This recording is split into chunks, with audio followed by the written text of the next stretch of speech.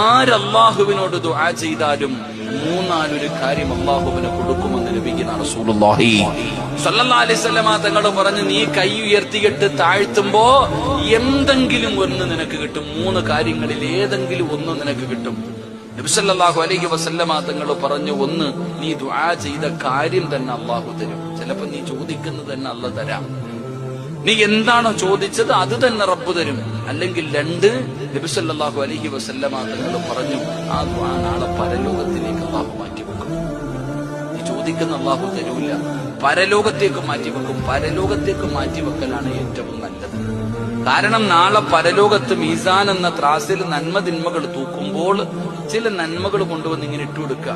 അപ്പൊ ചോദിക്കുന്നത്, എന്താ അല്ലാഹ് പടച്ചോനെ, ഇത് ഞാൻ ചെയ്തൊന്നും അല്ലല്ലോ. അപ്പോഴാ പറയണത്, നീ ദുനിയാവിൽ വെച്ച് ദുആ ചെയ്തില്ലേ, ആ ദുആയ നീ ദുനിയാവിൽ വെച്ച് ചോദിച്ചിട്ട് അന്ന് കിട്ടിയില്ല, അത് ഞാൻ ഇങ്ങോട്ട് മാറ്റി വെച്ചതാ.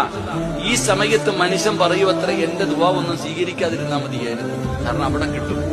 ഒന്നുകിൽ ദുനിയാവിൽ വെച്ച് കിട്ടും, ഇല്ലെങ്കിൽ ആഖിറത്തിൽ കിട്ടും. ഇനി ദുനിയാവിലുമില്ല ആഖിറത്തിലുമില്ലെങ്കിൽ മൂന്നാമത്തെ കാര്യം, നീ ചോദിച്ചത് തന്നില്ലെങ്കിലും നിനക്ക് വരാനിരിക്കുന്ന ഒരു ഷർറെങ്കിലും അല്ലാഹു തട്ടിമാറ്റുമെന്ന് നബി മുഹമ്മദ് മുസ്തഫ. അപ്പൊ കൈ പൊക്കിയിട്ടുണ്ടോ, എന്തെങ്കിലും ഒന്നും വന്നിരിക്കും. അതാ അല്ലാഹു അങ്ങനെ മാന്യന നീട്ടി വരുന്നവനെ നീയേ ഗേറ്റ് അടയ്ക്കത്തുള്ളൂ.